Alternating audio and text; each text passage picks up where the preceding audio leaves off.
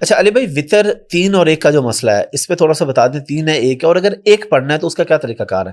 اور اگر 1 بھی پڑھا تو کیا وہ ادا ہو گیا، یا آپ کو بعد میں کبھی نہ کبھی لوٹانا ہے، وہ آپ کو 3 پورے ادا کرنے ہیں؟ ایک وطر جائز ضرور ہے، ٹھیک ہے، لیکن شریعت کو پسندیدہ نہیں ہے. ٹھیک ہے. صحیح بخاری میں قاسم بن محمد بن ابی بکر، جو حضرت ابوبکر صدیق رضی اللہ تعالیٰ عنہ کے پوتے ہیں، ان کا قول امام بخاری نے نقل کیا ہے کہ وہ یہ کہا کرتے تھے کہ میں نے صحابہ کرام کو 3 وطر کے اوپر ہی پایا ہے، البتہ 1 وطر میں بھی حرج نہیں ہے. یعنی نبی علیہ السلام اور صحابہ کا عمومی عمل 3 وطر ہے. میں آپ کو پرسنلی بتاؤں، میں 1 وطر نہیں پڑھتا. ٹھیک ہے، میں قائل ہوں، ٹھیک ہے، لیکن میں 3 سے کم نہیں پڑھتا، ٹھیک ہے. کیونکہ یہ عمومی عمل ہے. الموطا امام مالک میں حضرت سعد ابن ابی وقاص کے بارے میں آتا ہے، وہ عشاء کی 5 رکعتیں پڑھتے تھے، 4 فرض اور 1 وطر. وہ سنت موقدہ ہے، وہ بھی نہیں پڑھتے تھے. یہ آپ کا عمومی عمل تھا.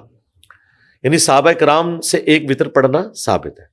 حضرت معاویہ رضی اللہ عنہ کے بارے میں بھی آتا ہے کہ 1 وطر پڑھتے تھے.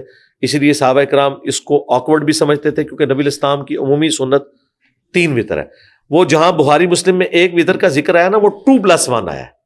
وہ حضور نے کہا رات کی نماز 2 رکعت ہے، اینڈ پہ 1 ملا کے پوری کو وطر کر لو. وطر عربی میں کہتے ہیں آڈ کو، طاق کو. یعنی نبی الاسلام 3 وطر پڑھتے تھے تو 2+1، 5 پڑھتے تھے تو 2+2+1.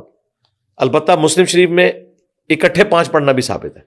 صحابہ کرام سے اکٹھے 3 بھی ثابت ہے، لیکن اس میں درمیان والا تشہد نہیں کریں گے، کیونکہ حاکم میں حدیث موجود ہے کہ مغرب سے اسے مختلف کرنا ہے. آپ نے پہلی رکعت میں بھی آپ جلسہ استراحت کر کے اٹھ جائیں گے، دوسری میں بھی اٹھ جائیں گے، اور پھر تیسری رکعت میں آپ نے سورہ فاتحہ، اس کے بعد سورت ملائی، اس کے ساتھ آپ دعائے قنوت پڑھ سکتے ہیں.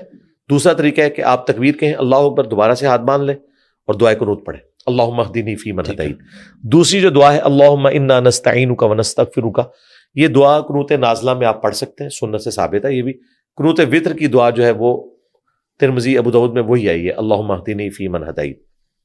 جب آپ نے 1 وطر پڑھنا ہوگا نا، اس کے لیے پھر آپ صرف آخری رکعت پڑھیں گے، یعنی اللہ اکبر، ٹھیک ہے، ثنا، سورۃ الفاتحہ، سورت ملائی، ساتھ ہی دعائے وطر پڑھ دی، یا آپ اللہ اکبر کہہ کے دوبارہ ہاتھ باندھیں اور دعائے قنوت پڑھیں، اور اس کے بعد اسی رکعت کے اندر آپ تشہد بیٹھ کے سلام پھیر دیں گے، تو یہ جائز ہے. 3 وطر عمومی سنت ہے، وہ بخاری مسلم میں حدیث نہیں ہے. اما عائشہ کہتی ہیں کہ رمضان ہو یا غیر رمضان، نبی علیہ السلام 11 رکعت پڑھتے تھے، 8 نوافل اور 3 وطر. نبی علیہ السلام کا عمومی عمل 3 وطر ہے، تو 3 وطر کو ایمفسائز کرنا چاہیے. البتہ اگر 1 پڑھے تو کوئی گناہ نہیں، جائز ہے، شریعت کو کوئی نہیں بدل سکتا. سنن نسائی میں حدیث ہے، وطر اللہ تعالیٰ کا حق ہے مسلمان کے اوپر. تمہاری مرضی 5 پڑھو، تمہاری مرضی 3 پڑھو، تمہاری مرضی 1 پڑھو. وہ تو میں نے آپ کو صحابہ کے اعمال بتائے تھے، یہاں نبی علیہ السلام سے بھی میں نے ثابت کیا کہ آپ نے اجازت دی ہے کہ 1 بھی پڑھ سکتے ہو.